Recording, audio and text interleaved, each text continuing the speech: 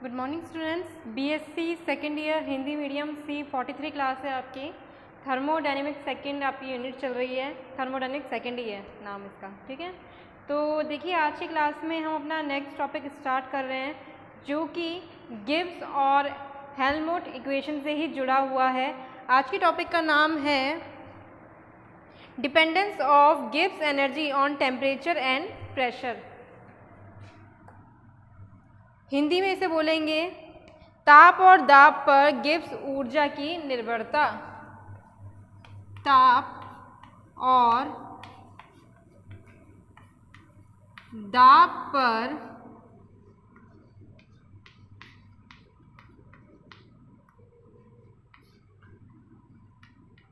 ऊर्जा की निर्भरता।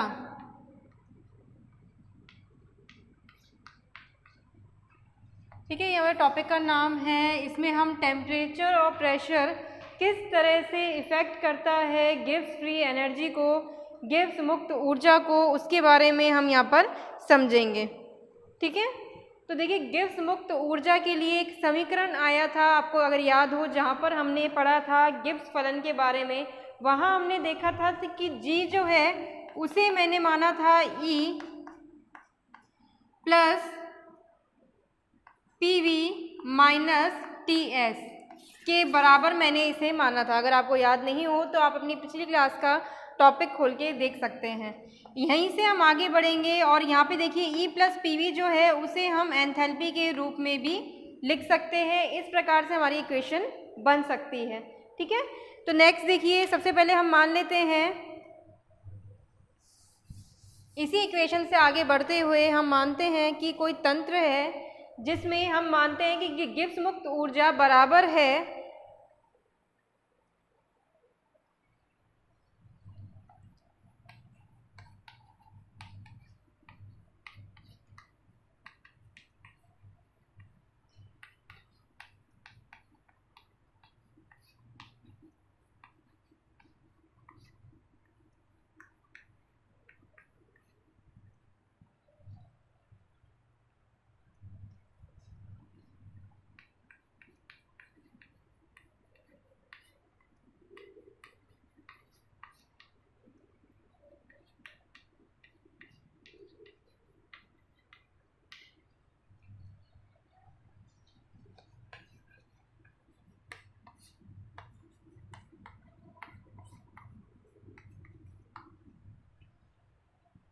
हम जानते हैं कि गिब्स मुक्त ऊर्जा को निम्न समीकरण द्वारा व्यक्त किया जाता है।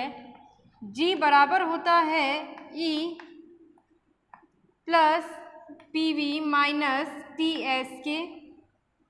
ठीक है, क्यों?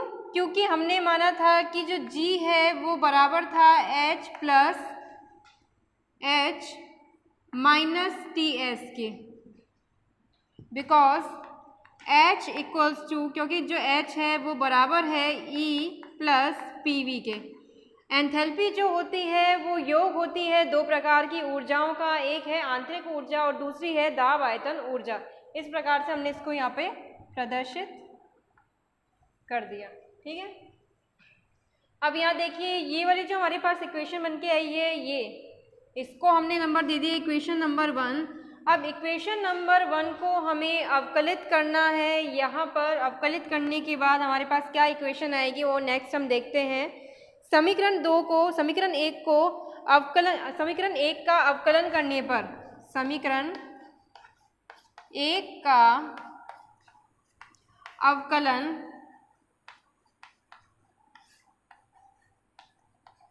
करने पर, देखिए इस समीकरण को अवकलित करेंगे तो किस तरह से हमारे पास इक्वेशन बनेगी वो देखते हैं हम।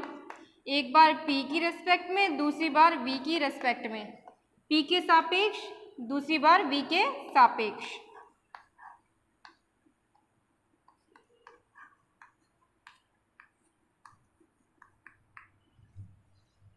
ठीक है, इस तरह से हमारे पास ये इक्वेशन आ गई है। अब इस वाली इक्वेशन में हम देख रहे हैं कि यहाँ पर हमने अवकलित किया है पीवी को, एक बार वी के सापेक्ष, दूसरी बार वी के सापेक्ष, एक बार पी के सापेक्ष। इसी तरह से एक इस वाली जो पद है उसको हमने एक बार टी के सापेक्ष और दूसरी बार एस के सापेक्ष अवकलित किया है, और इस प्रकार से हमारे पास ये इक्वेशन आ गई है। ठीक है, अब देखिए ऊष्मागतिकी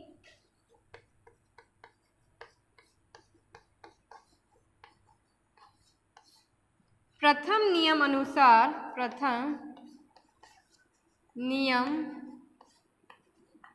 अनुसार जो dq है वो बराबर होता है dE प्लस dW के। ठीक है, हम जानते हैं कि किसी भी तंत्र के द्वारा अवशोषित ऊष्मा दो प्रकार से कार्य करती है, एक तो आंतरिक ऊर्जा में परिवर्तन लाती है और दूसरा तंत्र कुछ कार्य करता है। ठीक है, तो ये इस तरह से हम इसको जानते हैं कि ऊष्मागतिकी प्रथम नियम इस तरह से लिखा जाता है। अब यहाँ पे देखिए dq जो होता है वो एंट्रोपी के अनुसार dq बराबर होता है TdS के। क्यों होता है? क्योंकि हम जानते हैं कि जो ds है वो बराबर होता है dq अपॉन t के, तो इसी से हमने ये वाली इक्वेशन बनाई है। इसी तरह से कार्य के लिए dw के लिए हम कह सकते हैं कि dw बराबर होता है pdv के। ठीक है, तो यहाँ पे देखिए वैल्यूज़ जो है उसको पुट करेंगे, यहाँ आ जाएगा TdS बराबर dE प्लस pdv। क्लियर? अब यहाँ पर हम जो आंतरिक ऊर्जा परिवर्तन है उसे एक तरफ रहने देंगे, बाकी दोनों जो पद हैं उसे एक साइड ले जाएंगे। ठीक है, एक साइड रहेगा आंतरिक ऊर्जा परिवर्तन, दूसरी तरफ रहेगा ये दोनों जो टर्म्स हैं। तो देखिए ये वाली जो स्टेप है, ये जो पद है, टर्म है, ये तो आएगी पॉजिटिव में, जबकि ये हो जाएगी दूसरी साइड जाने पर नेगेटिव में। ठीक है, इस तरह से हमारे पास ये इक्वेशन आ चुकी है जिसे आप नंबर दें समीकरण नंबर 2। ठीक है, नोट करें इसे।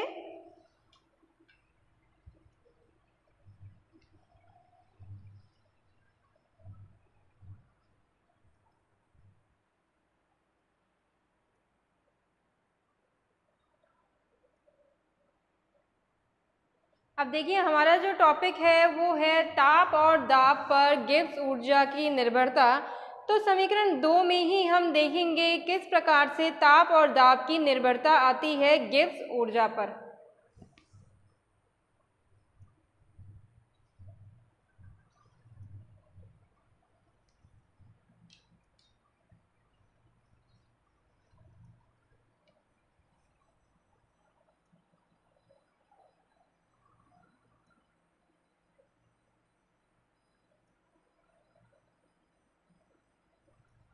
ठीक है, तो अब यहाँ पर एक छोटी सी चीज़ और, ये वाली इक्वेशन तो आपकी फर्स्ट नंबर की इक्वेशन हो गई है, इस वाली इक्वेशन को आप 2 नंबर दें और इस वाली इक्वेशन को आप 3 नंबर दें, क्योंकि इस वाली इक्वेशन से डी का मान हमें समीकरण 2 में रखना है और उसे हम सॉल्व करेंगे। क्या चीज़ बाद में बचेगी उसको हम देखेंगे और वहाँ पर हम स्थिर ताप और स्थिर दाब मानते हुए समीकरण को आगे बढ़ाएंगे। तो सबसे पहले आप इस डेरिवेशन को यहाँ तक नोट करें। हमने यहाँ पे क्या देखा, गिब्स मुक्त ऊर्जा जो है वो बराबर होती है एंथैल्पी माइनस टेम्परेचर और एंट्रोपी के गुणनफल के, और यहाँ पर इस तरह से हमने इसको खोल के लिख दिया। फिर हमने इसका अवकलन किया है, अवकलन करने के बाद एक एक के सापेक्ष कर लिया है और ये आ गया हमारे पास समीकरण नंबर 2। आंशिक रूप से अवकलित कर रहे हैं। फिर ऊष्मागतिकी प्रथम नियम से हम यहाँ पे dq का मान जो है वो निकाला हमने। dq का मान ये इस तरह से निकलता है। यहाँ से dE की वैल्यू जो है वो हम समीकरण 2 में रखेंगे और इसको आगे सॉल्व करेंगे। तो सबसे पहले आप यहाँ तक इसे नोट करें।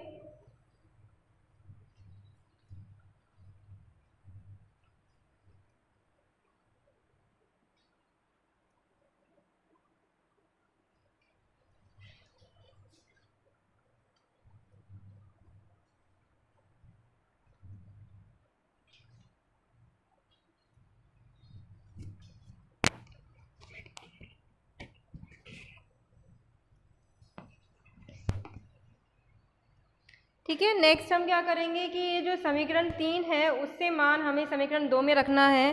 तो मैं एक काम करती हूँ, साइड में ये दोनों इक्वेशन को लिख लेते हैं ताकि किसी प्रकार की कोई कन्फ्यूज़न ना रहे। डी जी बराबर है डी ई प्लस, आपको दिख रहा होगा,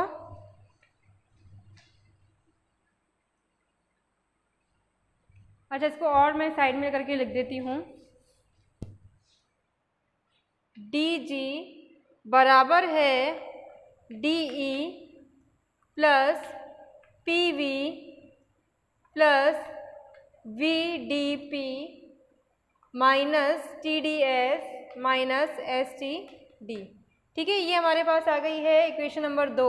और तीसरी इक्वेशन में हमारे पास आया है डी ई बराबर D E plus P D V के। ठीक है, तो यहाँ पर बाकी जो पोर्शन है सारा मैं यहाँ से हटा रही हूँ और हम आगे अपनी समीकरण को सॉल्व करते हैं।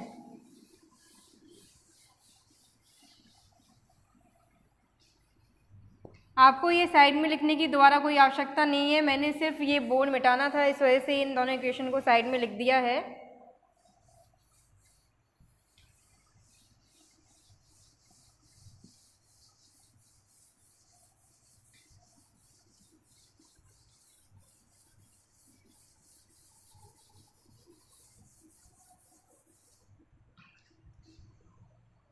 ठीक है, तो अब देखिए नेक्स्ट यहाँ पर ये वाली हमारी इक्वेशन नंबर 2 थी, नीचे आ गई इक्वेशन नंबर 3।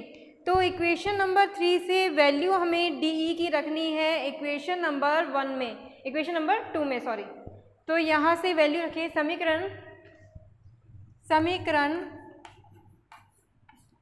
3 से डी ई का मान समीकरण 2 में रखने पर, तो वैल्यू को हम पुट करेंगे डी जी बराबर है, यहाँ पर हम डी ई का मान रखेंगे यहाँ से, अच्छा यहाँ पर मैंने गलत उतार लिया इसको, ये माइनस के जगह यहाँ पर आ जाएगा टी डी एस आएगा। ठीक है, और जो पी डी वी है एक बार करेक्शन कर लेना, इस वाली स्टेप में थर्ड स्टेप मैंने गलत लिख दिया है। जो डी ई है वो बराबर रहा होगा माइनस पी डी वी और प्लस टी डी एस के। ठीक है, ये आया होगा, एक बार चेक कर लेना इसको। ठीक है, नेक्स्ट देखिए यहाँ से हम डी की वैल्यू को रखेंगे, माइनस में तो आ गया पी डी वी, प्लस में टी डी एस है, और ये जो रिमेनिंग इक्वेशन का पोर्शन है उसे ऐसा कैसा आप यहाँ नोट कर दें, इक्वेशन नंबर 2 को ही मैं नोट कर रही हूँ। ठीक है, यहाँ से बाकी मैं मिटा रही हूँ, अब इसकी कोई आवश्यकता नहीं है। ठीक है, अब यहाँ पे इक्वेशन में आप देखें कि कुछ चीज़ें यहाँ पर कटेंगी, कौन कौन सी, ये जो है माइनस का साइन है और यहाँ पे माइनस है, यहाँ पॉजिटिव है, यहाँ पे पॉजिटिव है, यहाँ पे माइनस है, तो सेम चीज़ें हैं, दोनों ये कट जाएंगी, काट दें। और हमारे पास ये नेक्स्ट जो स्टेप में आएगा, जो रिमेनिंग बचा हुआ है उसे एज इट इज़ हम लिख देंगे, माइनस में एस डी टी, ये हमारे पास इक्वेशन आ गई, इक्वेशन नंबर 4। ठीक है, अब यहाँ पे देखिए दो तरह की कंडीशन बन सकती है, दो स्थिति बन सकती है। एक बार हम मान लेते हैं कि जो दाब है वह स्थिर है, तब किस प्रकार से ये इक्वेशन आगे बढ़ेगी। दूसरी बार हम मानेंगे कि अगर ताप स्थिर है तब किस प्रकार की इक्वेशन बनेगी, वो हम नेक्स्ट देखते हैं।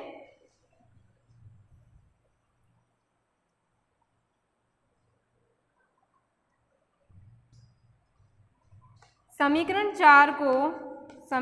4 को विभिन्न परिस्थितियों में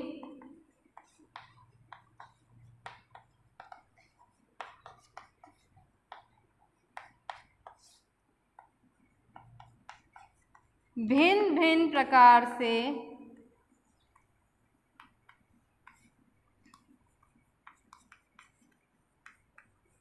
लिखा जा सकता है।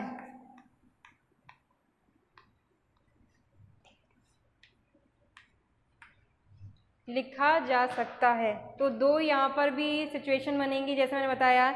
एक बार हम मान लेंगे कि टेम्परेचर जो है वो कांस्टेंट है, ताप स्थिर है, जब क्या हो जाएगा, dt जो है वो 0 हो जाएगा।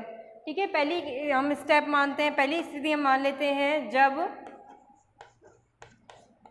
ताप स्थिर हो। तो ताप स्थिर होगा तो हमें पता है कि ताप स्थिर है तो वहाँ पर ताप में किसी भी प्रकार का कोई वेरिएशन नहीं आएगा, कोई परिवर्तन नहीं आएगा।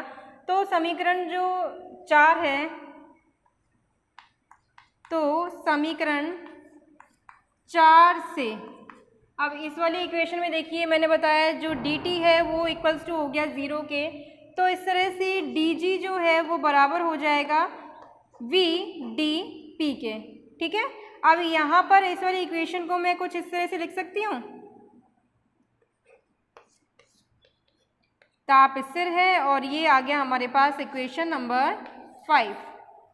अब देखिए, स्थिर ताप पर दाब बढ़ाने पर गिब्स मुक्त ऊर्जा भी बढ़ती है, पहली चीज़। दूसरा, मैं यहाँ पे कह सकती हूँ कि आयतन बढ़ने के साथ साथ गिब्स मुक्त ऊर्जा भी बढ़ती है, वृद्धि होती है उसमें भी।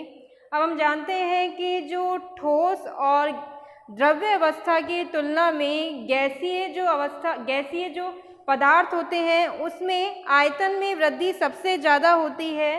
तो यहाँ पर सबसे ज़्यादा गिब्स मुक्त ऊर्जा भी बढ़ेगी।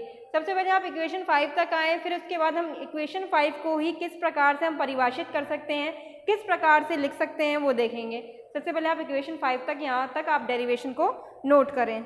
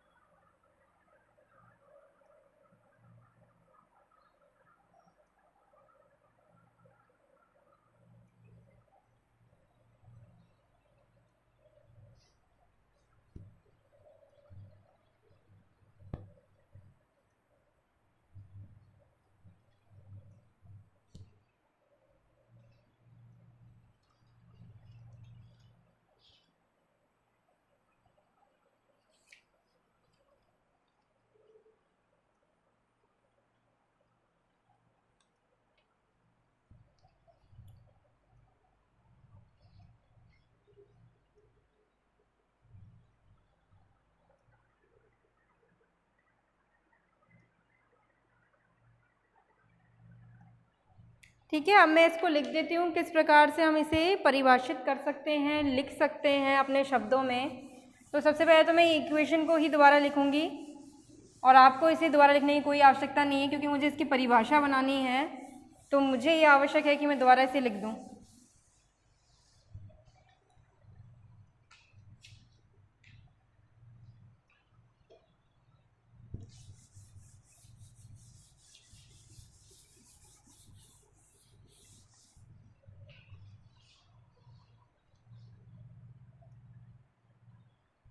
तो देखिए,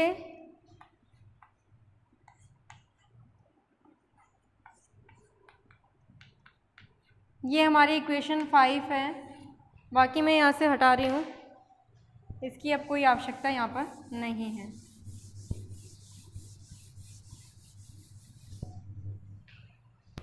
ठीक है, अब यहाँ पे देखिए, इस वाले समीकरण को समीकरण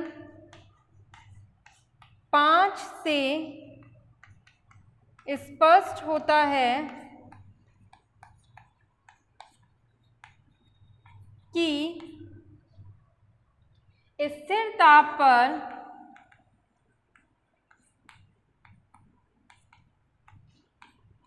तंत्र का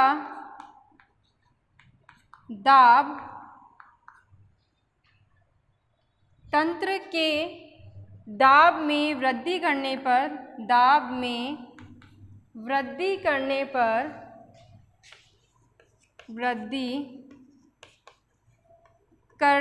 पर तंत्र की गिब्स मुक्त ऊर्जा में वृद्धि होती है।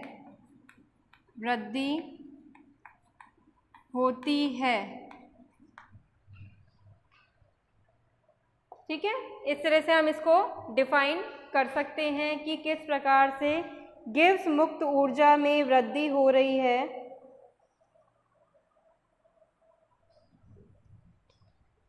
तंत्र का आयतन जितना अधिक होगा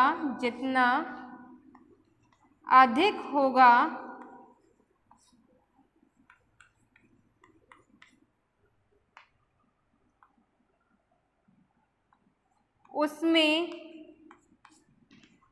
गिब्स ऊर्जा वृद्धि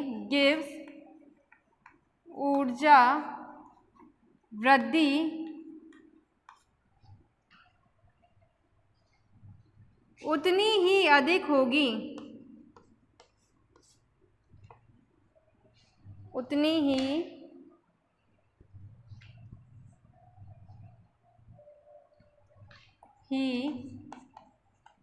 अधिक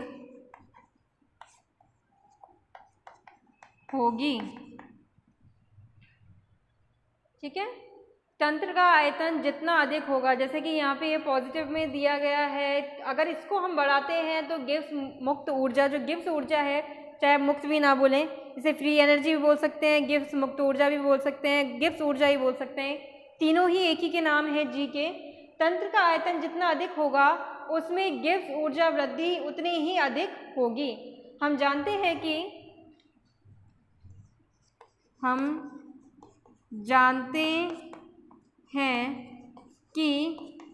ठोस द्रव की तुलना में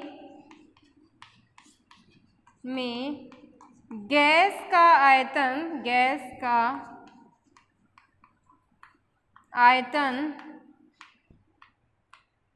अधिक होता है।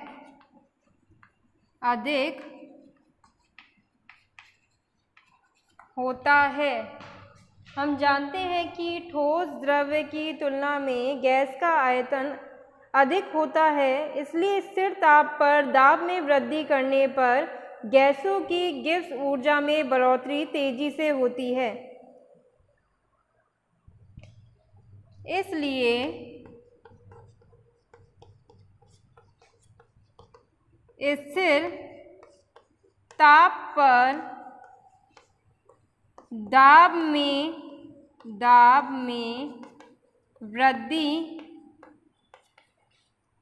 करने पर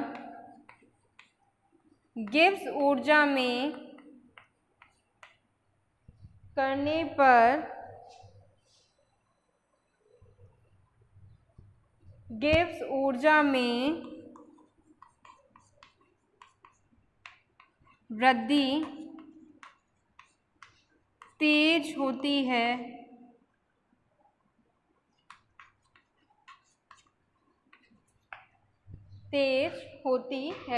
ठीक है, तो समीकरण 5 से स्पष्ट है कि स्थिर ताप पर तंत्र के दाब में वृद्धि करने पर तंत्र की गिब्स ऊर्जा में वृद्धि होती है।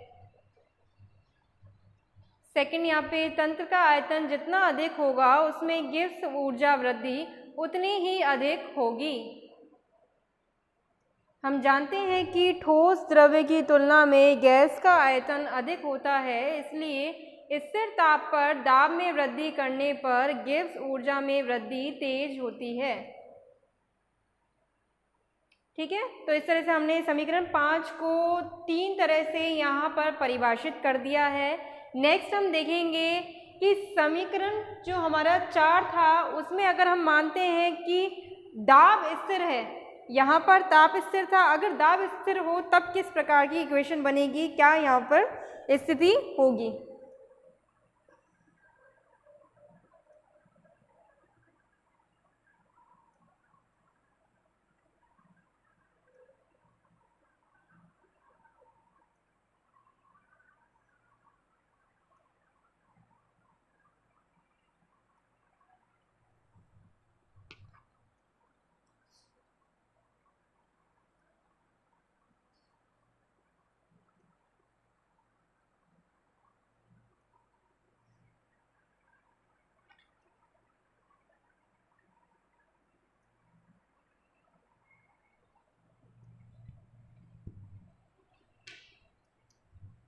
ठीक है, नेक्स्ट हम देखते हैं कि अगर हम समीकरण 4 में मान लें कि दाब जो है वह स्थिर है तो किस प्रकार की सिचुएशन बनती है।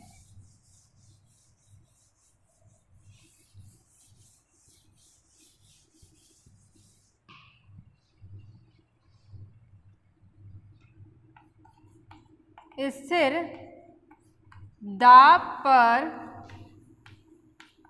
dP बराबर होता है 0 के, तो समीकरण 4 से,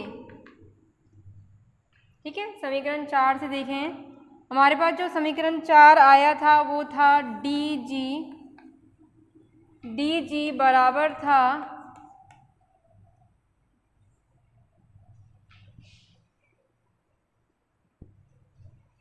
सबसे पहले आया था यहाँ पर v dp, माइनस में था s cd, ये चीज़ आई थी। ठीक है, अब यहाँ पे देखिए हमने मान लिया कि ये वाला जो है वो तो 0 हो जाएगा क्योंकि दाब जो है वो स्थिर है, तो बचेगा क्या, यहाँ पर माइनस में s dt बचेगा। ठीक है, तो इसे किस तरह से लिखा जा सकता है, इसे हम लिख सकते हैं कुछ इस प्रकार से, माइनस में एंट्रोपी कमी दिखा रहे हैं।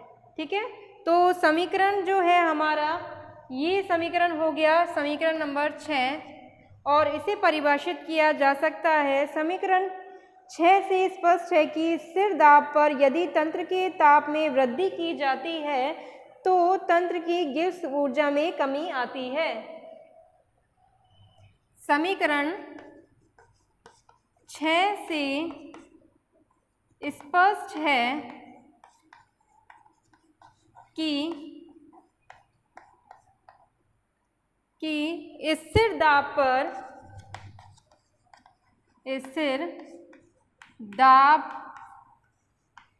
पर तंत्र के ताप में यदि कमी की जाती है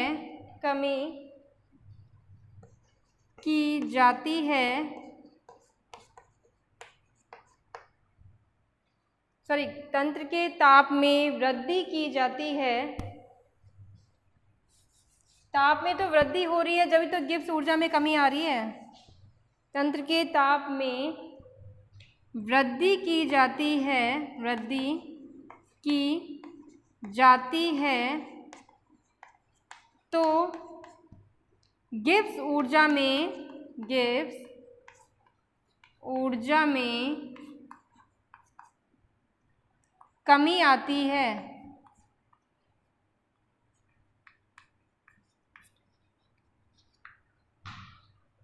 ठीक है, इस तरह से हम एक तरह से तो इसको हमने यहाँ डिफाइन कर दिया। नेक्स्ट हम देख सकते हैं कि इस कमी की दर को गैसों में अधिक देखा जाता है ठोस और द्रव्य की तुलना में।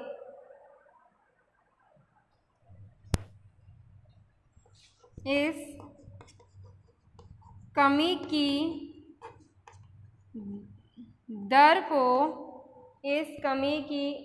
दर को गैसों में अधिक देखा जाता है, गैसों में अधिक देखा जाता है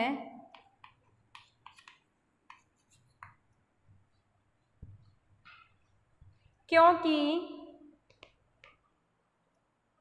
गैसों की एंट्रोपी का मान बहुत ज़्यादा होता है, क्योंकि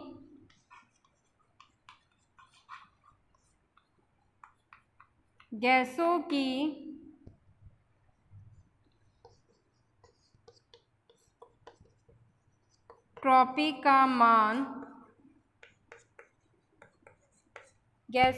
एंट्रोपी का मान बहुत ज़्यादा होता है।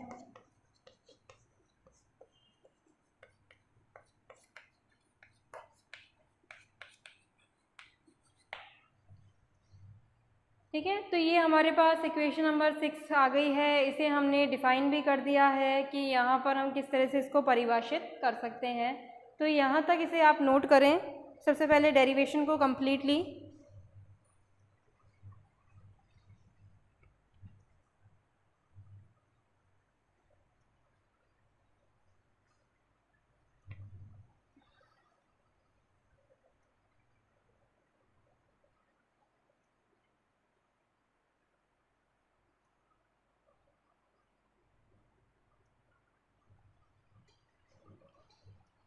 देखिए इस तरह से हमारा जो टॉपिक है ताप और दाब पर गिब्स ऊर्जा की निर्भरता, dependency of Gibbs free energy on temperature and pressure, ये कंप्लीट हो गया है।